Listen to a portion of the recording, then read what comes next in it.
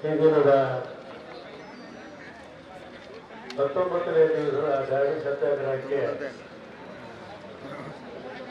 ಆಗಮಿಸಿರುವಂತ ಕೇಂದ್ರ ಸರ್ಕಾರದ ಭಾರಿ ಕೈಗಾರಿಕೆ ಮತ್ತು ಉಕ್ಕು ಸಚಿವರು,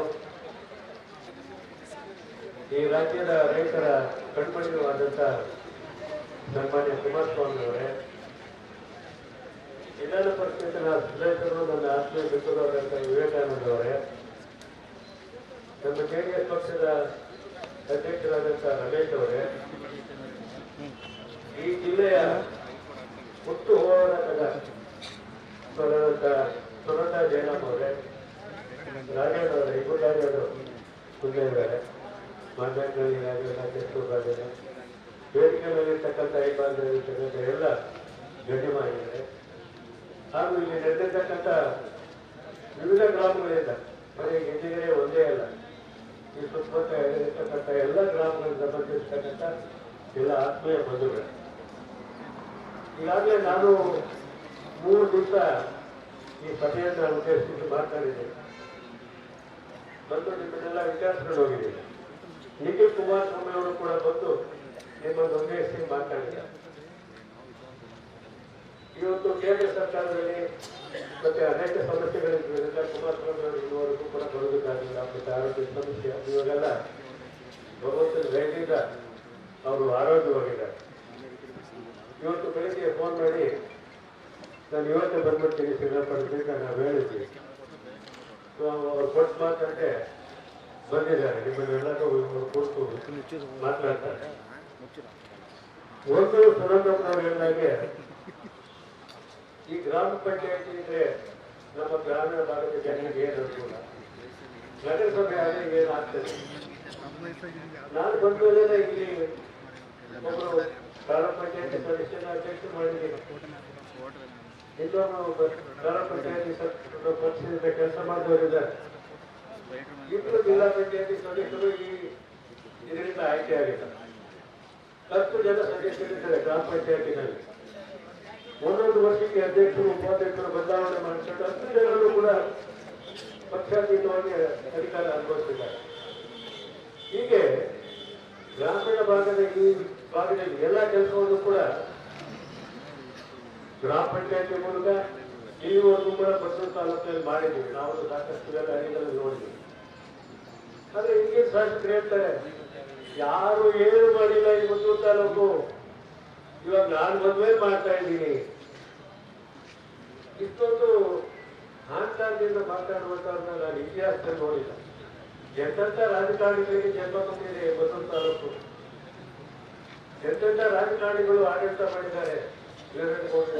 ಇರ್ಬೋದು, ಎಸ್ ಎಂ ಕೃಷ್ಣ ಇರ್ಬೋದು, ಮಂಜೇಗೌಡ ಇರ್ಬೋದು, ಇನ್ನೂ ಅನೇಕ ರಾಜಕಾರಣಿಗಳು ಬಂದವರು ಎಷ್ಟು ಸಭ್ಯತೆಯಿಂದ ರಾಜಕಾರಣ ಮಾಡೋರಿದ್ದಾರೆ. ಇತಿಹಾಸದ ಪುಟಗಳಲ್ಲಿ ಸೇರಿದ್ದಾರೆ. ಇಂಥ ಒಂದು ತಾಲೂಕಿನಲ್ಲಿ ಜನಕ್ಕೆ ಮನ್ನಣೆ ಕೊಡದೆ ಇರ್ತಕ್ಕಂಥ ಶಾಸಕರನ್ನ ನಾನು ನೋಡಿದ್ರೆ ಇದೇ ಮೊದಲು ನನ್ನ ಜೀವನದಲ್ಲಿ. ನಾನು ಒಂದು ಮಾತು, ಇದಿಷ್ಟೇ ಅಲ್ಲ, ಈ ಸರ್ಕಾರ ಬಂದ ಮೇಲೆ ನಮ್ಮ ಮಂಡ್ಯ ಜಿಲ್ಲೆಯ ಜನರ ಮಾರಣ ಹೋಮ ಮಾಡಿಕೊಂಡಿದೆ ಈ ಸರ್ಕಾರ. ಇವಾಗ ಕಾವೇರಿ ನದಿಯಿಂದ 6 TMC ನೀರನ್ನ ದೇವರಲ್ಲಿ ಹೊಸಕೋಟೆವರೆಗೂ ತಗೊಂಡು ಹೋಗ್ತಾ ಇದ್ದಾರೆ. ಕ್ಯಾಬಿನೆಟ್ ಅಪ್ರೂವಲ್ ಆಗಿದೆ 6,000 ಕೋಟಿ. ಕುಮಾರಸ್ವಾಮಿ ಅವರು ಮುಖ್ಯಮಂತ್ರಿ ಆದಾಗ 2018ರಲ್ಲಿ ಅದಕ್ಕೆ ಮೊದಲೇ ನಾನು ಒಂದು ಯೋಜನೆ ತಯಾರು ಮಾಡಿದ್ದೆ. 5 ಕೆರೆ ಮಾಡಬೇಕು, ಅದರಿಂದ 500ಕ್ಕೂ ಹೆಚ್ಚು ಕೆರೆ ಕಟ್ಟೆಗಳನ್ನು ತೋರಿಸಬೇಕು. ಕಣ್ವ ಜಲಾಶಯ, ಶಿಲ್ಪಾ ನದಿ, ಅರ್ಕಾವತಿ ನದಿ, ಇದೆಲ್ಲ ನದಿ ನಾಲ್ಕುನಹಳ್ಳಿ ಡ್ಯಾಮ್ ತುಂಬಿಸ್ಬೇಕು.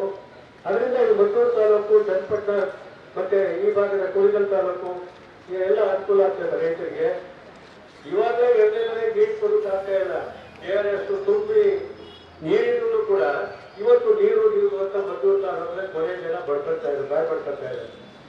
ಇಂಥ ಪರಿಸ್ಥಿತಿಯನ್ನು ನಾನು ನೋಡಿ, ನಾವಿದ್ದಾಗ 75 ಬರುವವರೆಗೂ ಕೂಡ 2ನೇ ಮನೆಗೆ ನೀವು ಕೊಟ್ಟ ಉದಾಹರಣೆ ಇದೆ. ಇವತ್ತು ಮಳವಳ್ಳಿ ತಾಲೂಕು ಮತ್ತೆ ಮದ್ದೂರು ತಾಲೂಕು ಕೊನೆ ಭಾಗದ ಜನರ ಮಾರಣ ಹೋಮ ಆಗುತ್ತೆ. ಇದೇನಾದ್ರು ಈ ಯೋಜನೆ ಜಾರಿಗೆ ಬರ್ತಾ ಇದೆ. ನಾವೆಲ್ಲ ಮಂಡ್ಯದಲ್ಲಿ ಎಲ್ಲ ಶಾಸಕರು ಕೂಡ ಮಂಡ್ಯದಲ್ಲಿ ಪತ್ರಿಕಾಗೋಷ್ಠಿ ಮಾಡಿದ್ರು. ಈ ಯೋಜನೆ ಬೇಕಾಗಿಲ್ಲ, ನೀವು ತಗೊಂಡೋಗೋದಾದ್ರೆ ನೀರು ಮೇಕೆದಾಟಿಯಿಂದ ತಗೊಂಡೋಗಿ ಹೋರಾಟ ಮಾಡ್ತಾ ಇದ್ದಿರಲ್ಲ, ನಮ್ಮದರಿಗೆ ಮೇಕೆದಾಟ ಕಡೆಗೆ ಅಂತ ಮಾಡಿರಲ್ಲ. 1,000 ಕೋಟಿ ಏನ್ ಮಾಡಿದ್ರಿ? ಏನು ಮಾಡಿಲ್ಲ. ತಗೊಂಡೋಗಿ ಅಲ್ಲಿಂದ ತಾವೇ ಬೇಡ ಅಂತ ಹೇಳುದಿಲ್ಲ. ಇಲ್ಲಿ ಮಂಡ್ಯ ಜಿಲ್ಲೆ ಜನರಿಗೆ ಯಾಕೆ ಬರೆ ಹಾಕ್ತೀರಿ ಅಂತ ಹೇಳಿ ನಾವೆಲ್ಲರೂ ಕೂಡ ಪತ್ರಿಕಾಗೋಷ್ಠಿ ನಡೆಸಿದ್ರು. ಆದ್ರೆ ನಮ್ಮ ರೈತರು ಅದನ್ನು ನೋಡಿ ಎಚ್ಚೆತ್ತ ಹೇಳಿಲ್ಲ. ಇವಾಗ ನೋಡಿ ಹೇಳ್ತಾ ಇದ್ದೀನಿ, ಇಲ್ಲಿಂದ ಹೊಸಕೋಟೆದು ದಾಟಿ ಮುಂದೆ ಕುಡಿಯುವ ಹೋಗ್ತದೆ. ಕೃಷ್ಣ ಕಣಿವೆಯಿಂದ ತಗೊಂಡ್ಬನ್ನಿ, ಅವಕಾಶ ಇದೆಯಲ್ಲ.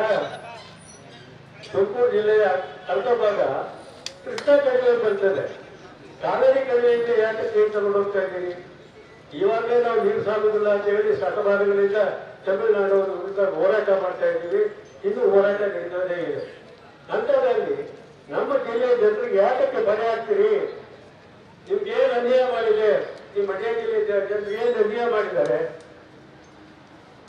ಅದನ್ನ ನೀವೆಲ್ಲರೂ ಕೂಡ ಯೋಚನೆ ಮಾಡ್ಬೇಕು. ಇದನ್ನು ನೋಡಿ, ಈ ಪತ್ರಿಕೆಯಲ್ಲಿ ಬಂದಿರೋದನ್ನ ಓದಿ ಕೇಳಿ ತಿಳ್ಕೊಂಡು ನೀವೇ ತೀರ್ಮಾನ ತಗೊಳ್ಳಿ. ರೈತರು ಮುಂದೆ ಬರಬೇಕು. ಇವಾಗ ಆಧುನಿಕ ಹೆಸರಿನಲ್ಲಿ ಒಂದು ಬೆಳೆದೇ ಬಂದಾಗ ಮಾಡ್ತಾ ಇದ್ದಲ್ಲ, ನಾವಿದ್ದಾಗ ಮಾಡಲಿಲ್ಲ. 15 ದಿವಸ ಆಫ್ ಅಂಡ್ ಆಫ್ ಸಿಸ್ಟಮ್ ಇತ್ತು. 15 ದಿವಸ ನೀರು ನಿಲ್ಲಿಸಿದಾಗ ರೆಂಟ್ರಾಕ್ಟರ್ ಕೆಲಸ ಮಾಡಿ ಅಂತ ಹೇಳ್ತಾ ಇದ್ವಿ. ನೀರು ಬಿಡುವಾಗ ಕೆಲಸ ನಿಲ್ಲಿಸಿ ಅಂತ ಹೇಳ್ತಾ ಇದ್ವಿ. ಇವಾಗ ನೀರು ನಿಲ್ಲಿಸ್ಬಿಡ್ಬೇಕು, ಪೂರ್ತಿ ಕೆಲಸ ಆಗ್ಬಿಡ್ಬೇಕು, ಬಿಲ್ ಬರ್ಸ್ಬಿಡ್ಬೇಕು, ದುಡ್ಡು ಬಂದ್ಬಿಡ್ಬೇಕು. ಸರ್ಕಾರದ ಪಕ್ಷದಿಂದ ಕಳೆದು ಹೋಗ್ಬೇಕು ದುಡ್ಡು. ಅವ್ರು ತಿಳ್ಕೊಂಡಿದ್ದಾರೆ ನಾಳೆಲ್ಲ ಲೀಡರ್ ತೆಗೆಯೋದೇ ದುಡ್ಡು ಬಂದ್ಬಿಡ್ತಾರೆ ಅಂತ ಹೇಳಿ. ಇದು ಅವರ ವಾದ. ಇದನ್ನೆಲ್ಲ ತಾವೆಲ್ಲ ಆಲೋಚನೆ ಮಾಡಬೇಕು. ಇವಾಗೆಲ್ಲ ನೀವು ಅನುಭವಿಸಿದ್ದೀರಿ. ಇವಾಗ ಕೂರ್ದಳ್ಳಿಯಿಂದ ಫೋನ್ ಮಾಡ್ತಾರೆ, ನೀರು ಬಿಡ್ತಾ ಇಲ್ಲ ಸರ್, ನೀವಾದ್ರೂ ಹೇಳಿ ಸರ್ ಅಂತ. ಅಂದ್ರೆ ಶಾಸಕರನ್ನು ಕೇಳಿದ್ರಿ, ಹೋಗಿ ಬಿಡ್ತಾರೆ ಅಂತ ಹೇಳಿದ್ರೆ ಯಾರು ಕೇಳ್ತಾರೆ ಸರ್? ನಮ್ಮ ಮಾತು ಕೇಳೋರು ಯಾರಿದ್ದಾರೆ? ಈ ಪರಿಸ್ಥಿತಿ ಬಂದ್ರೆ ನಮ್ಮ ಸಾರ್ವಜನಿಕ ಜೀವನಕ್ಕೆ ಬಂದಿರ್ತಕ್ಕಂಥ ನಾವು ಭಿಕ್ಷೆ ಪಡ್ಕೊಂಡು ಬರುವುದು ನಿಮ್ಮ ಹತ್ರ ಓಡಿ ಬಂದಾಗ ನಮ್ಮ ಹತ್ರ ಹಣ ಇದೆ, ಐಶ್ವರ್ಯ ಇದೆ, ಅಧಿಕಾರ ಇದೆ ಅಂತೇಳಿ ಜಬರ್ದಸ್ತ್ ಮಾಡ್ಕೊಂಡು ಬರ್ತೀವ. ಅವತ್ತು ಬಂದಾಗ ಖಾಲಿ ಕೈ ಹಾಕ್ತೀವಿ, ದಯಮಾಡಿ ಸ್ವಾಮಿ ಅಂತ ಕೇಳ್ತೀವಿ. ಇವತ್ತು ಬಂದು ಸಂತೋಷ ಕೇಳೋದಕ್ಕೆ ಏನಾಗಿದೆ?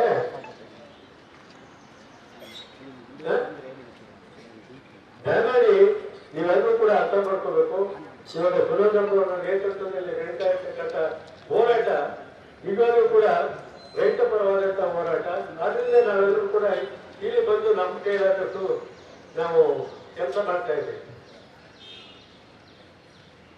ದಯಮಾಡಿ ಮುಂದಿನ ದಿವಸಗಳಾದ್ರೂ ಕೂಡ ಇದನ್ನ ಯೋಜನೆ ಬರುವಾಗೆ ಕರೆಯೋದಕ್ಕೆ ಏನ್ ಯೋಚನೆ ಮಾಡ್ತೀರಾ? ಮಂಡ್ಯ ಜಿಲ್ಲೆ ಜನ ಸುರೇಂದ್ರಪ್ಪನವ್ರಿಗೂ ನಾನು ಹೇಳಿದ್ದೇನೆ, ನಿಮ್ಮ ನೇತೃತ್ವದಲ್ಲೇ ನಡೀಬೇಕು ಹೋರಾಟ. ಇದಕ್ಕೆ ತಡೆ ತರಬೇಕು. ಜಿಲ್ಲೆಯಲ್ಲೇ ಮಂಡ್ಯ ಜಿಲ್ಲೆಯ ಜನರ ಮಾರಾಟ ಹೋಮ ಆಗ್ತದೆ. ಅದರಿಂದ ದಯಮಾಡಿ ಇದನ್ನೆಲ್ಲ ಕೊಟ್ಟು ಕುಮಾರಸ್ವಾಮಿ ಅವರು ಮಾತಾಡಲ್ಲ. ನಾವು ಮಾಡಿದ ಯೋಜನೆ 3,400 ಕೋಟಿ, ಇವಾಗ 7,000 ಕೋಟಿ ಆಗ್ತಾ ಇದೆ. ಕುಮಾರಸ್ವಾಮಿ ಅವರು ಕೊಟ್ಟಿದ್ವಿ. ಅವ್ರಿಗೆ ಅವಾಗ ಸಾಲ ಮನ್ನಾ ಮಾಡಬೇಕಾಗಿತ್ತು. ಹಣ ಸಾಲ ಮನ್ನಾ ಮಾಡಿದ್ಮೇಲೆ ಮುಂದಿನ ವರ್ಷಕ್ಕೆ ಖಂಡಿತ ಯೋಜನೆ ಒಳ್ಳೇದಿದೆ, ಮಾಡ್ತೀನಿ ಅಂತ ಹೇಳಿದ್ರು. ಅವರನ್ನೇ ರೂಢು ಕೂಡ ಬೇಕಾಗಿದೆ. ಮುಂದಿನ ದಿವಸಗಳಲ್ಲಿ ಈ ಮಂಡ್ಯ ಜಿಲ್ಲೆ ಜನ ಉಳಿಬೇಕಾಗ ಅನ್ನೋದರ ತೀರ್ಮಾನದ ಇದನ್ನು ಕೂಡ ಅವರಿಗೆ ಸೇರಿದೆ. ಏಕೆಂದ್ರೆ ಇವಾಗ ನಮ್ಮ ಮಂಡ್ಯ ಜಿಲ್ಲೆಯ ಲೋಕಸಭಾ ಸದಸ್ಯರಾಗಿದೆ, ಅವ್ರಿಗೂ ಕೂಡ ಜವಾಬ್ದಾರಿ ಇದೆ. ಇದರ ಬಗ್ಗೆ ಅವರು ಕೂಡ ಗಮನ ಹರಿಸಬೇಕು ಅಂತ ಅವರಲ್ಲಿ ಮನವಿ ಮಾಡ್ತಾ, ಇವಾಗ ಕುಮಾರಸ್ವಾಮಿ ಅವರು ನಿಮ್ಮನ್ನೆಲ್ಲ ಕುರಿತು ಮಾತಾಡ್ತಾರೆ. ಇವತ್ತು 69 ದಿವಸಗಳು ಸತತವಾಗಿ ನನ್ನ ತಾಯಿಯವರು ಸತತವಾಗಿ ಅವ್ರು ನೋಡಿದ್ರೆ ಇಷ್ಟೊಂದು ಜನ ಬೆಂಗಳೂರಲ್ಲಿ ಯಾವತ್ತೂ ಕೂಡ 69 ಜನ ಒಂದೇ ಗ್ರಾಮದಲ್ಲಿ ಒಂದು ಮಾಡಿದ ಇತಿಹಾಸನೇ ಇಲ್ಲ, ಮಾಡಿಲ್ಲ. ಯಾಕಂದ್ರೆ ಒಂದು ಮಂಡ್ಯ ಜಿಲ್ಲೆಯಲ್ಲಿ ಕಬ್ಬು ಭತ್ತ ಬೆಳ್ಕೊಂಡು ಎದೆ ಉದ್ದ ಬೆಳೆ ಮತ್ತೆ ಸಾಲ ಅಷ್ಟೇ ಸಾಲ ಇರ್ತದೆ. ಹಾಲು ನೋಡಿದ್ರೆ ನಾಲ್ಕಾರ, ಬಾಳು ನೋಡಿದ್ರೆ ಬಂಡವಾಳ ಆಗಿದೆ ಮಂಡ್ಯ ಜಿಲ್ಲೆ ಜನರ ಕತೆ. ಇವತ್ತೇನಾದ್ರೂ ಮಂಡ್ಯ ಜಿಲ್ಲೆ ಜನ ಬದುಕ್ತಾ ಇದ್ರೆ ಹಿಂದೆ ಸಿಲ್ಕು ಮಿಲ್ಕು ಹೇಳ್ತಾ ಇದ್ರು. ಇವಾಗ ಸಿಲ್ಕ್ ಇಲ್ಲ, ಮಿಲ್ಕು ಮತ್ತೆ ಕೂತ್ಕೊಬೇಕು, ಎರಡೇ ಆಧಾರ, ತೆಂಗು ಮತ್ತೆ ಮಿಲ್ಕು. ಆ ಮಿಲ್ಕು ಈ ರಾಜ್ಯದಲ್ಲಿ ಏನಾದ್ರೂ ಬೆಳಿಬೇಕು ಈ ಮಟ್ಟಿಗೆ ಅಂತ ಹೇಳಿದ್ರೆ ನಮ್ಮ ಎಚ್ ಡಿ ರೇವಣ್ಣವ್ರ ಕಾರಣ. ಇವತ್ತು ಘಂಟಾಘೋಷವಾಗಿ ಹೇಳ್ತೀನಿ, ಎಚ್ ಡಿ ರೇವಣ್ಣವ್ರನ್ನ ಈ ಭಾರತದ ಕುರಿಯನ್ ಅಂತ ಕರೀತಾರೆ. ಇದರಲ್ಲಿ ದೇವೇಗೌಡರ ಆಶೀರ್ವಾದದಿಂದ ಎಂ ಎಲ್ ಕೃಷ್ಣಪ್ಪನವರು ತಂದಂತ ವಿದೇಶಿ ದಳಗಳ ನೆರವಿನಿಂದ ರೇವಣ್ಣವರು ಇಡೀ ಕರ್ನಾಟಕದಲ್ಲಿ ಈ ಮಿಲ್ಕ್ ಡೈರಿಗಳನ್ನ ಇದು ಮಾಡಿದ್ರು. ಅದನ್ನ ಇವತ್ತು ನಮ್ಮ ಹೆಣ್ಣು ಮಕ್ಕಳು ಏನಾದ್ರು ಸುದ್ದಿಯಲ್ಲಿ ಇದ್ದಾರೆ ಅಂತ ಹೇಳಿದ್ರೆ ಅವ್ರು ಸಾಕುವಂತ ಬರುವಂತದ್ದು. ನಿಮ್ಮ ಗೆಜ್ಜೆಗೆರೆ ಡೈರಿಗೆ ಇಲ್ಲಿಂದ ಟ್ಯಾಂಕರ್ ಹಾಲು ತಗೊಂಡವರು ಬೆಂಗಳೂರಿಗೆ ಹೋಗೋದಕ್ಕೆ ಹೊಡೆದಾಗ್ತಾ ಇತ್ತು. ಬೇರೆ ರಾಜ್ಯಗಳಿಗೆ ಇದನ್ನ ಹಾಲನ್ನ ಸಾಕೋಕೆ ಆಗ್ತಾ ಇರಲಿಲ್ಲ. ನಾನು KDB-ನಲ್ಲಿದ್ದಾಗ ಕೆಲವರು ಡೈರೆಕ್ಟರ್ ಬಂದ್ರು, ಈ ತರ ಆಗ್ತಾ ಇದೆ ಅಂತ. ಇಲ್ಲ ಒಂದು ಕೋರ್ಸ್ ಡೈರೆಕ್ಟ್ ಮಾಡಿ ಜಾಗ ಕೊಡ್ತೀನಿ ಅಂತ ಹೇಳಿದ್ರೆ ಕುಂಬ್ಳಗುಂಡಲ್ಲಿ 2 ಎಕರೆ ಜಾಗ ಕೊಟ್ಟೆ. ಅದನ್ನ 6 ವರ್ಷ ಮಾಡಿರ್ಲಿಲ್ಲ. ನಾವೆಲ್ಲ ನೋಟಿಸ್ ಕೊಟ್ಟು ಸಾಕಿದ್ರು ಬೋರ್ಡ್ನವರು. ನಾನೇ ಇದು ಮಾಡಿ ಅದನ್ನೆಲ್ಲ ತಡೆದು ಅದು ಇವಾಗ ಅಲ್ಲಿ ಕೆಟ್ಟ ಫ್ಯಾಕ್ಟ್ರಿ ಯೂನಿಟ್ ಬಂತು. ಅದಾದ್ಮೇಲೆ ಒಳ್ಳೆ ಅಭಿವೃದ್ಧಿ ಕೂಡ ಆಯ್ತು. ನಮ್ಮನ್ನು ಗೆಜ್ಜೆಗೆರೆ ಡೈರಿ ನಮ್ದು ಕೂಡ ಕೊಡುಗೆ ಇದೆ. ಅದರಿಂದ ಯಾಕಂದ್ರೆ ನಮ್ಮ ತಾಯಂದಿರಿಗೆ ಅಕ್ಕ ತಂಗಿಯರಿಗೆ, ಯಾಕಂದ್ರೆ ಅವರೇ ಕಷ್ಟಪಡ್ತಾ ಇರೋರು. ಇವಾಗ ನಗರಸಭೆಗೆ ಸೇರಿದ್ರೆ ಇವಾಗ ಇದು ಕೃಷಿ ಭೂಮಿಯಿಂದ ಬರ್ತಾರೆ, ಈ ಡೆವಲಪರ್ಸ್ ಬರ್ತಾರೆ, ಡೆವಲಪ್ ಮಾಡ್ತಾರೆ, ಸೈಟ್ಗಳು ಮಾಡ್ತಾರೆ, ಪ್ಲಾಟ್ಗಳು ಮಾಡ್ತಾರೆ. ಈಗ ಫುಲ್ ಬೆಳೆಯಲಿಕ್ಕೆ ಎಲ್ಲಿ ಜಾಗ ಇರ್ತದೆ? ಹಸುಗಳಿಗೆ ಸಾಕೋಕ್ಕಾಗುತ್ತೆ. ನಮ್ಮ ಮಹಿಳೆಯರು ಏನ್ ಮಾಡ್ಬೇಕು? ಇರೋ ಜಮೀನು ಮಾರಾಟ ಮಾಡ್ಕೊಂಡ್ರೆ, ಸೈಟ್ಗಳು ಫ್ಲಾಟ್ಗಳು ಮಾಡ್ಕೊಂಡ್ರೆ, ಕೃಷಿನೇ ಇಲ್ಲದೆ ಹೋದ್ರೆ ರೈತ ಏನ್ ಮಾಡೋಕ್ಕಾಗತ್ತ? ಬದುಕಾಗತ್ತ?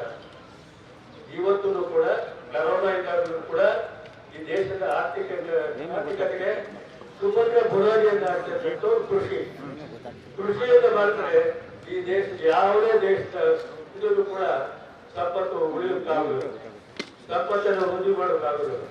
ಅದರಿಂದ ಕೃಷಿ ಉಳಿಬೇಕು. ಒಂದು ಕೃಷಿನೇ ನಮ್ಮ ರಾಷ್ಟ್ರದ ಮೂಲಾದಾಯ ಅಂತ ಹೇಳ್ತಾ, ಈ ದೇಶದಲ್ಲಿ ಶಾಸಕರಿಗೆ ಒಳ್ಳೆ ಬುದ್ಧಿ ಕೊಡಲಿ ಭಗವಂತ. ಇವುಗಳಾದ್ರೂ ರಾಜ್ಯ ಮಟ್ಟದಲ್ಲಿ ಸಂಬಂಧಪಟ್ಟ ಮಂತ್ರಿಗಳ ಜೊತೆ, ಮುಖ್ಯಮಂತ್ರಿಗಳ ಜೊತೆ ಮಾತಾಡಿ ಇದಾಗಿರುವಂತದ್ದು ವಾಪಸ್ ತಗೊಳ್ಳಿ. ಇದರಿಂದ ಯಾರಿಗೂ ಏನು ನಂಬಿಕೆ ನಾವು ತಗೊಂಡ್ರೆ ಅವಮಾನ ಅಂತ ಏನು ಭಾವಿಸ್ಬೇಕಾಗಿಲ್ಲ. ಜನಕ್ಕೆ ಬೇಕಾಗಿದೆ ಅಂತಕ್ಕಂಥದ್ದು. ಮತ ಕೊಟ್ಟು ಚುನಾಯಿಸಿ ಕಳಿಸ್ತಂತವರೇ ಬೇಡ ಅಂತ ಹೇಳಿದ್ಮೇಲೆ ಅವ್ರಿಗೆ ಹಾಕ್ಬೇಕು ಪಾಠ. ಅದರಿಂದ ಏನು ಅವ್ರಿಗೆ ಅನುಕೂಲ? ಇದರಲ್ಲೆಲ್ಲ ಇರಲೇಬೇಕಲ್ಲ. ಅದನ್ನೆಲ್ಲ ಕೂಡ ತಾವೆಲ್ಲರೂ ಕೂಡ ಯೋಚನೆ ಮಾಡಬೇಕು ಅಂತ ಹೇಳ್ತಾ ತಮ್ಮಲ್ಲಿ ಮದುವೆ ಮಾಡೋದಂತೆ ಇವಾಗ ಸುರೇಂದ್ರ ಇವಾಗಲೇ ಹೇಳಿದ್ದಾರೆ, 2 ವರ್ಷ ಆಗಿ 2.5 ವರ್ಷ ಆಗಿ ಮಾಡ್ತೀವಿ ಅಂತ ಹೇಳಿ. ನಾವು ಸಾಕಷ್ಟು ಮಟ್ಟಿಗೆ ಅವರಿಗೆ ಸಹಕಾರ ನೀಡಿ ಈ ಒಂದು ಗಾಡಿ ಸತ್ಯಾಗ್ರಹ ಯಶಸ್ವಿ ಆಗುವಂತೆ ಮಾಡಬೇಕು.